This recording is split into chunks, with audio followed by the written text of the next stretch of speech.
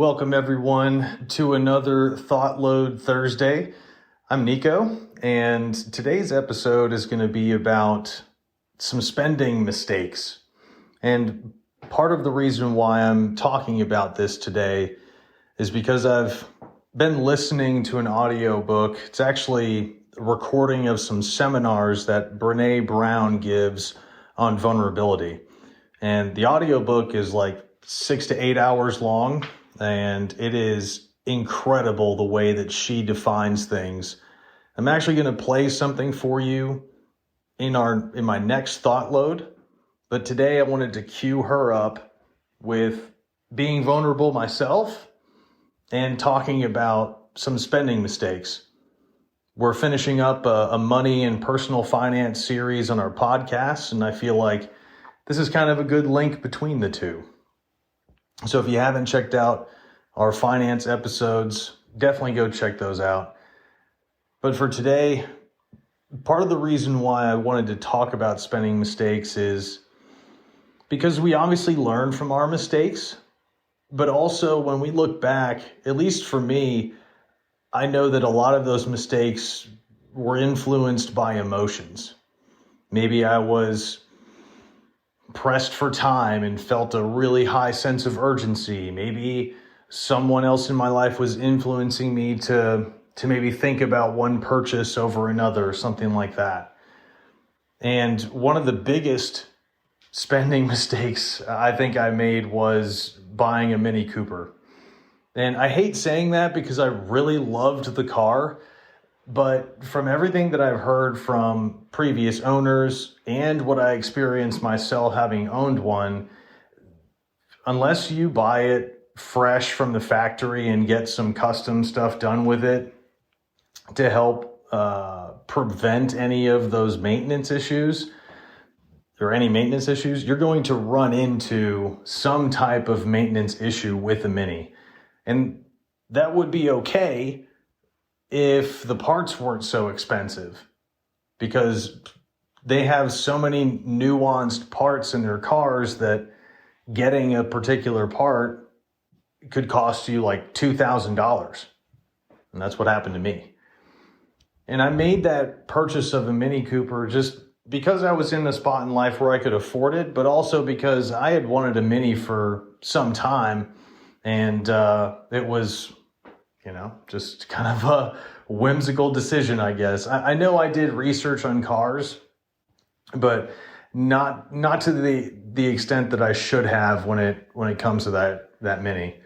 And because of that experience, I definitely learned in some of the following cars that I'd purchased and changed the way that I looked for them and things like that. But that was definitely one that hurt. Because we all would love our cars to last 5, 10, 15, 20 years plus. But that one didn't even last me a year. It was crazy. Another thing I can kind of think of for spending mistakes is certain fashion trend items. Now, granted, some of these are like a lot smaller in value, right? A car is a lot more expensive than like some nice sunglasses or something like that. But I definitely remember some time in the early 2000s where like those big sunglasses were all the rage. And I was like, I have to get one of those. And then I was like, yeah, this looks great. And then I got it. And after a while, I was like, this looks absolutely ridiculous. And I didn't use them after that. So I was like, money down the tube. There's tons of stuff like that. Another similar, this isn't a fashion trend. This was kind of cool tech, but I have yet to use it. There's apparently this ring out there, I think it's called Ring IQ or something along those lines, that when you hold it up to a smartphone, it automatically pulls up all of your contact information so that the person can import it into their phone. Super cool technology. I bought one, never used it. It's frustrating. It's frustrating when we make those purchases, but I think part of the reason why I'm being vulnerable and sharing this with you is because we have to come to accept that those things will happen occasionally throughout life. The important part is that when they happen, we need to be able to look back, understand why we made a certain decision. And if we don't like why we made that decision, or we don't like the decision that we made, we can learn from that and choose something else. We can make different choices going forward. So I think all people have things that they buy that they regret. They spent too much money on something. They look back and like, shit, I could have used that in a savings account or what have you. I mean, hell, I know I've spent too much money on gaming stuff over the course of my life. But interestingly enough, in the vulnerability recordings that I'm listening to, or those sessions I'm listening to for Brene Brown, she talks about play towards the end. It's one of the things I actually listened to, I think, last week.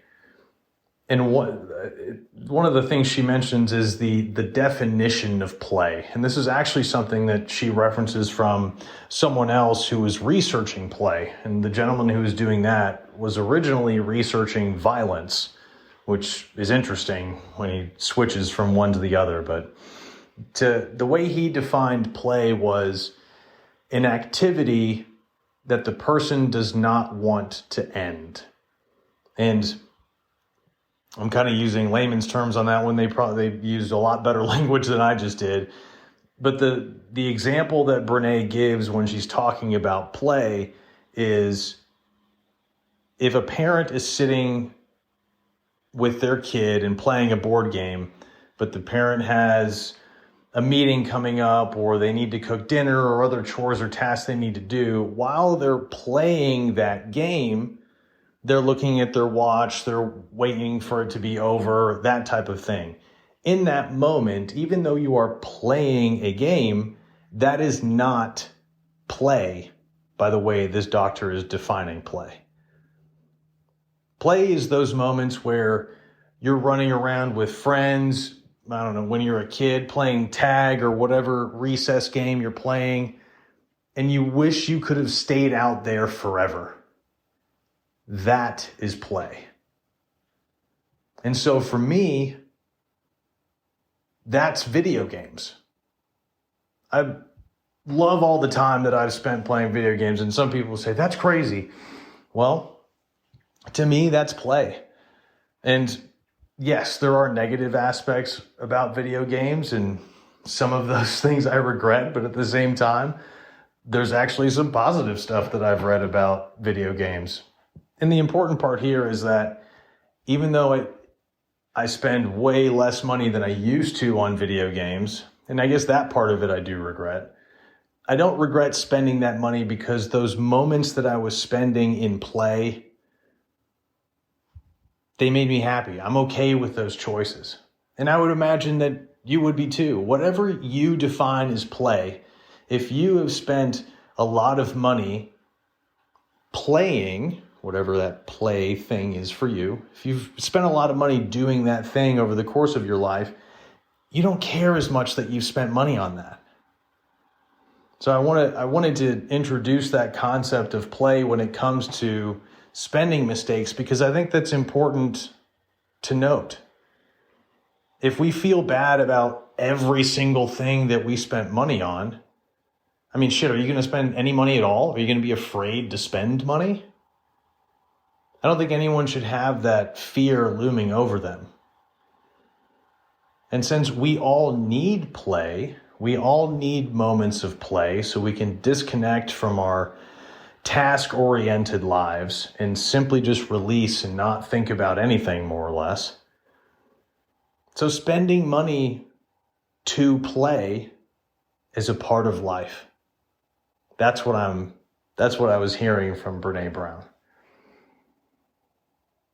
And so I'll finish up this episode here. I urge you guys to tune in. When I do my ThoughtLoad in a couple of weeks, I'll have a little clip from Brene's sessions that I'll share with you, and I'll talk more about vulnerability. But for today, I'm going to leave you with a quote from Brene. She says, Vulnerability is not winning or losing. It's having the courage to show up and be seen when we have no control over the outcome. Vulnerability is not weakness. It is our greatest measure of courage. Guys, thanks for tuning in. Hope you have a wonderful day. And as always, begin the duel, win the day.